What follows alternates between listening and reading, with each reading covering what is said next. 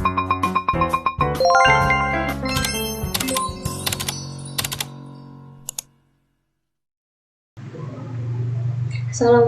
warahmatullahi wabarakatuh.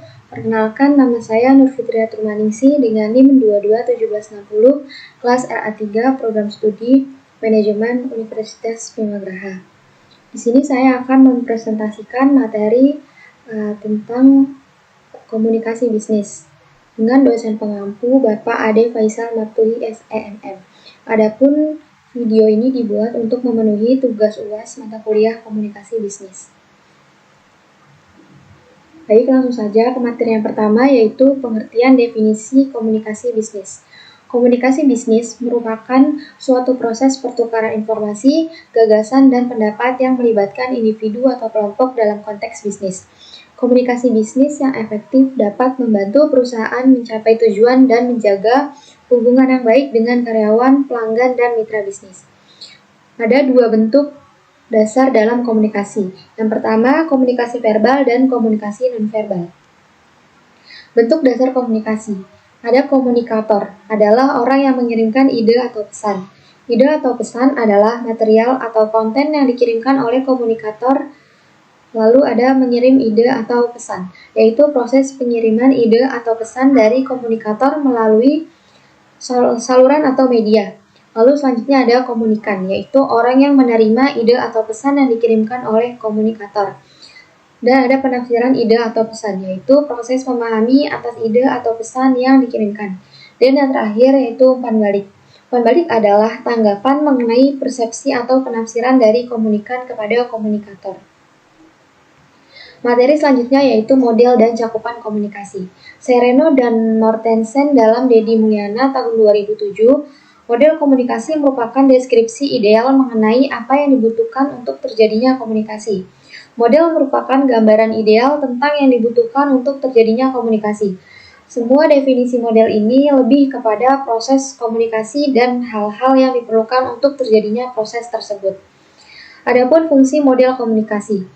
Gordon Wiseman dan Larry Barker mengemukakan bahwa fungsi dari model komunikasi ada 3, yaitu melukiskan proses komunikasi, menunjukkan hubungan visual, dan membantu dalam menemukan dan memperbaiki kemacetan komunikasi.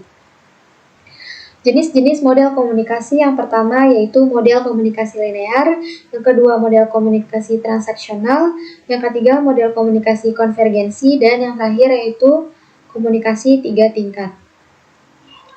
Materi selanjutnya yaitu tujuan komunikasi.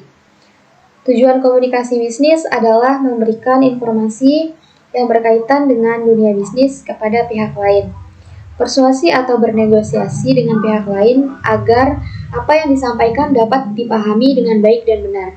Menjalin kerjasama bisnis yang baik melalui jalinan komunikasi bisnis.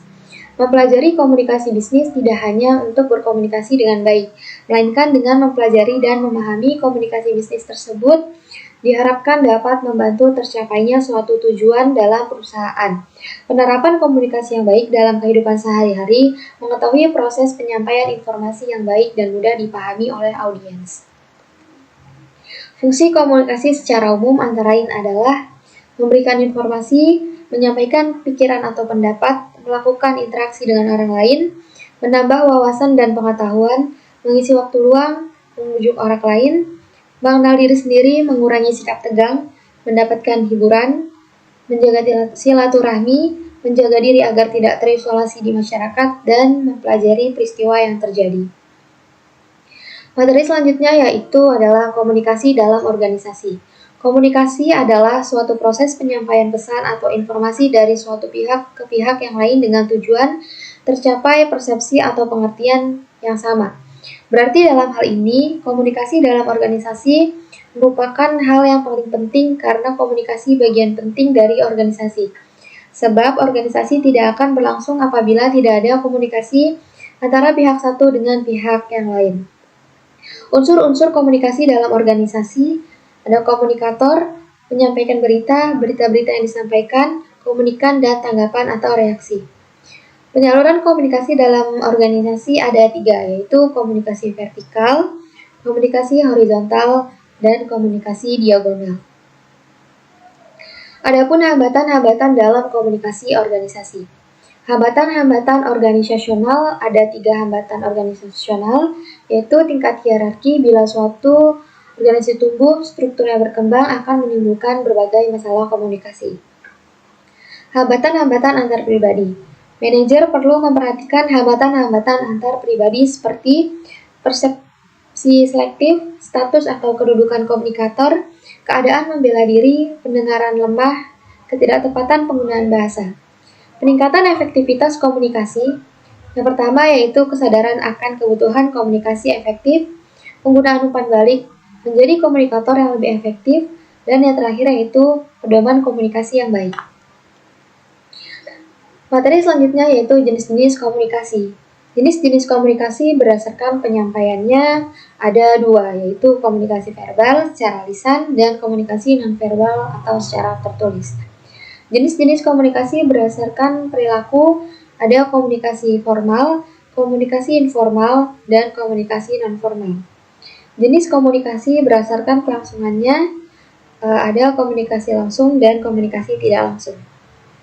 Jenis komunikasi berdasarkan maksud komunikasi. Berdasarkan maksud komunikasi dapat dibedakan sebagai berikut. Ada berpidato, memberi ceramah, wawancara, memberi perintah alias tugas. Jenis komunikasi berdasarkan ruang lingkupnya. Yang pertama yaitu komunikasi internal dibedakan menjadi 3, yaitu komunikasi vertikal, horizontal, dan diagonal. Komunikasi eksternal, lalu komunikasi berdasarkan jumlah yang berkomunikasi dapat dibedakan menjadi 2, yaitu komunikasi perseorangan dan komunikasi kelompok. Lalu yang keempat yaitu komunikasi berdasarkan peranan individu. Yang kelima komunikasi berdasarkan jaringan kerja, dan yang terakhir yaitu komunikasi berdasarkan ajaran informasi. Materi selanjutnya yaitu komunikasi melalui pesan. Pengertian pesan bisnis. Pesan sendiri adalah suatu yang dikirimkan ataupun diterima, tindakan komunikasi langsung baik berupa komunikasi verbal maupun nonverbal, atau pesan adalah setiap pemberitahuan, pikiran, dan perasaan. Ada 3 tujuan komunikasi bisnis. Yang pertama, memberikan informasi atau informing. Yang kedua, melakukan persuasi atau persuading. Dan yang ketiga yaitu melakukan kolaborasi atau collaborating. Adapun tahap atau proses perencanaan dari penulisan pesan-pesan bisnis. Yang pertama, tujuan penyampaian pesan-pesan bisnis. Yang kedua, menganalisis audiens, lalu menentukan ide, gagasan atau pesan-pesan bisnis, dan membuat outline perorganisasian pesan-pesan bisnis. Materi selanjutnya yaitu efektivitas dan hambatan komunikasi. Dalam proses komunikasi, hal yang mutlak diperhatikan adalah tingkat keefektifan komunikasi. Komunikasi dikatakan efektif apabila makna yang ada pada sumber pesan sama dengan makna yang ditangkap oleh penerima pesan. Menurut Harjana, efektivitas komunikasi diukur oleh 6 dimensi, yaitu penerima atau pemakai atau receiver, isi pesan atau konten, media komunikasi atau media, format pesan atau format, sumber pesan atau source, dan ketepatan waktu atau timing. Faktor yang mempengaruhi efektivitas ada 3, yaitu kompetensi, media, dan bahasa. Hambatan komunikasi adalah suatu yang menghalangi seseorang untuk mendapatkan yang menerima pesan yang digunakan orang lain dengan benar untuk mengomunikasikan informasi, pemikiran, dan ide mereka.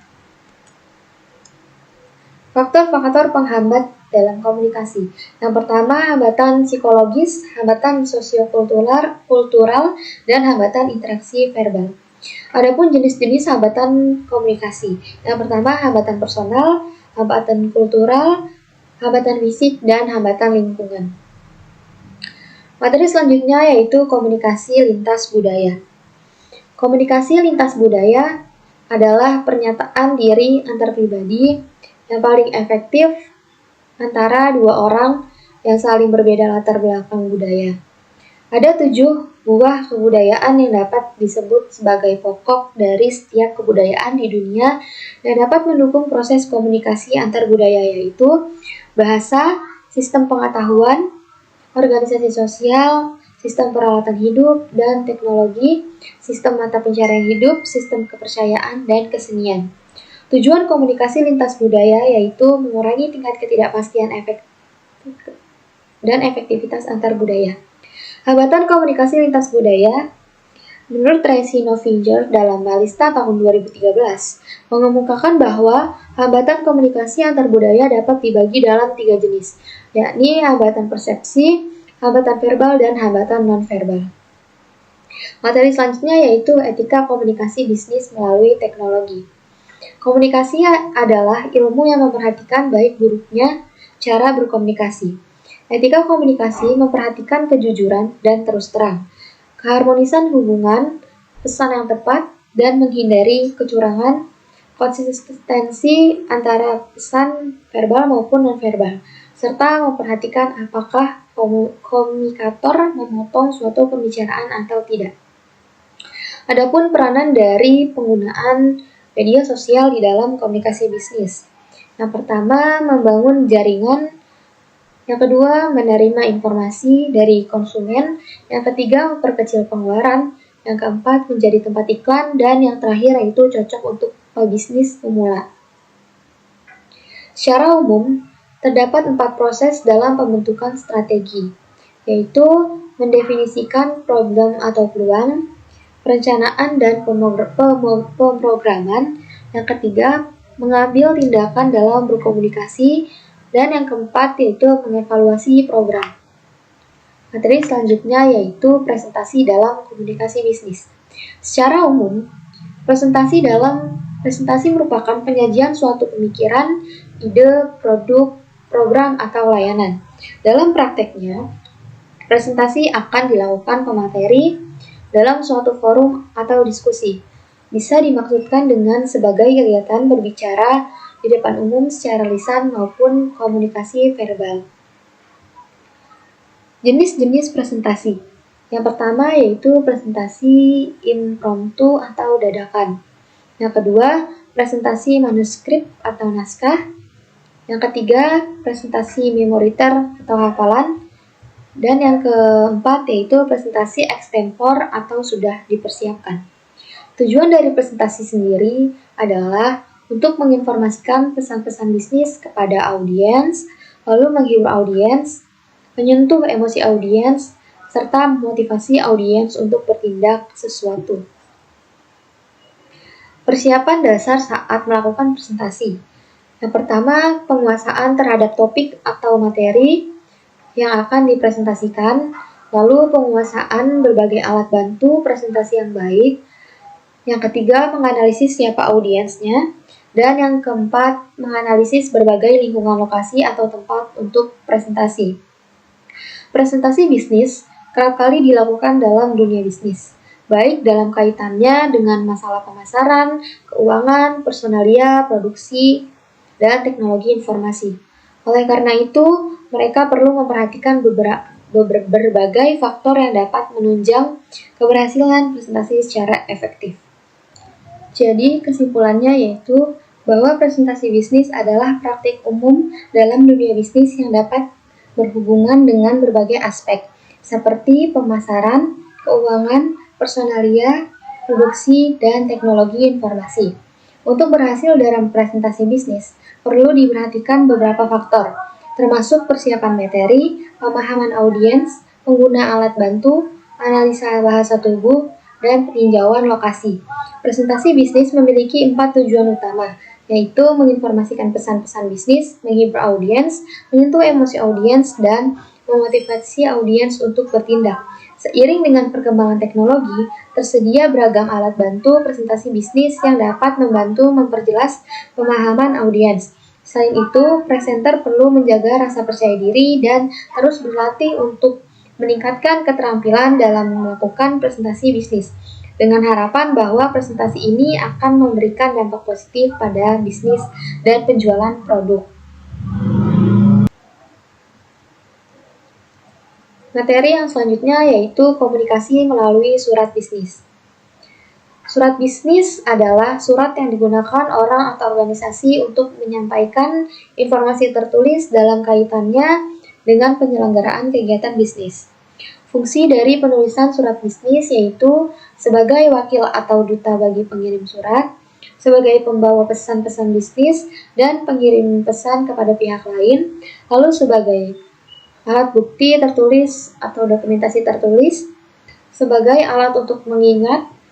Selanjutnya, fungsi selanjutnya yaitu bukti sejarah atau historis, dan yang terakhir pedoman kerja. Macam-macam surat dalam bisnis. Ada surat pemesanan, lalu surat konfirmasi, surat pengaduan, surat permintaan informasi, surat ucapan selamat, surat pemberitahuan, dan surat penagihan. Penyusunan surat dan surat bisnis, yaitu ada perencanaan, pengorganisasian, dan revisi. Bagian yang dimasukkan ke dalam bagian surat bisnis yaitu kop surat, tanggal, informasi penerimaan, salam, bodi atau surat, penutupan, serta tanda tangan. Direct request atau permintaan langsung sering diartikan sebagai permintaan barang dan jasa secara langsung yang digunakan dengan tatap muka atau face to face. Materi selanjutnya yaitu proposal. Pengertian dari proposal sendiri adalah suatu bentuk pengajuan penawaran baik berupa ide, gagasan, pemikiran, maupun rencana kepada pihak lain untuk mendapatkan dukungan izin, persetujuan, dana, dan lain sebagainya. Jenis-jenis proposal ada 4. Yang pertama yaitu proposal bisnis, yang kedua proposal proyek, yang ketiga proposal penelitian, dan yang terakhir proposal kegiatan. Adapun manfaat proposal yaitu menjadikan rencana yang mengarahkan panitia dalam melaksanakan kegiatan tersebut.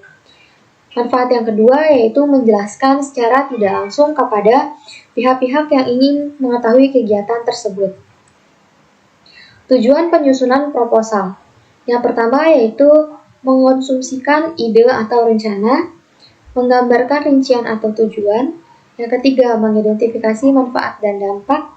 Dan yang terakhir yaitu menggali dukungan dan persetujuan. Materi selanjutnya yaitu teknologi dalam komunikasi. Teknologi dalam komunikasi dalam bisnis merupakan perkembangan teknik yang mengubah, memajukan, dan mempercepat proses kerja komunikasi dalam bidang bisnis. Perkembangan yang terjadi mengubah cara kerja komunikator, cara kerja pengiriman pesan, cara dari kerja media. Jenis teknologi dalam komunikasi bisnis yaitu komunikasi yang dilakukan melalui tulisan dan komunikasi yang dilakukan melalui alat. Manfaat teknologi dalam komunikasi di bisnis yaitu munculnya peluang bisnis baru yakni e-bisnis, memperluas pangsa pasar, mengurangi biaya produksi dan operasional, mempermudah proses komunikasi dan monitoring setiap karyawan. Dampak negatif dari teknologi komunikasi bisnis. Dalam bidang bisnis, kemajuan teknologi komunikasi juga memicu maraknya cybercrime. Kejahatan virtual seperti hacking dan carding, atau tindakan kejahatan yang dilakukan dengan melakukan transaksi menggunakan nomor kartu orang lain, juga telah merugikan banyak orang. Oleh sebab itu, kita harus lebih berhati-hati dalam melakukan transaksi online agar tidak terjerumus dalam penipuan. Adapun peran-peran dari sosial media untuk teknologi dalam komunikasi bisnis. Yang pertama, email dan surat elektronik. Email adalah salah satu alat komunikasi bisnis paling umum dan efisien. Ini memungkinkan pertukaran pesan secara instan antara karyawan dan pelanggan dan mitra bisnis. Yang kedua yaitu situs web. Memberikan informasi tentang produk dan layanan, serta memungkinkan pelanggan untuk berinteraksi dengan perusahaan. Yang ketiga yaitu pemasaran online atau internet memungkinkan perusahaan untuk mencapai audiens yang lebih luas melalui periklanan atau media sosial. Dan yang keempat yaitu e-commerce. Internet telah memungkinkan perdagangan elektronik yang memungkinkan perusahaan untuk menjual produk dan layanan secara online. Sejarah teknologi dalam komunikasi bisnis. Yang pertama awalnya itu telegraf pada awal abad ke-19, lalu telepon pada akhir abad ke-19, selanjutnya komputer dan internet pada tahun 1960, dan seterusnya, lalu mobile communication tahun 1980 dan seterusnya, media sosial dan pemasaran digital pada tahun 2000 dan seterusnya. Baik, mungkin cukup segitu yang dapat saya sampaikan. Terima kasih atas perhatiannya. Kurang lebihnya mohon maaf. Wassalamualaikum warahmatullahi wabarakatuh.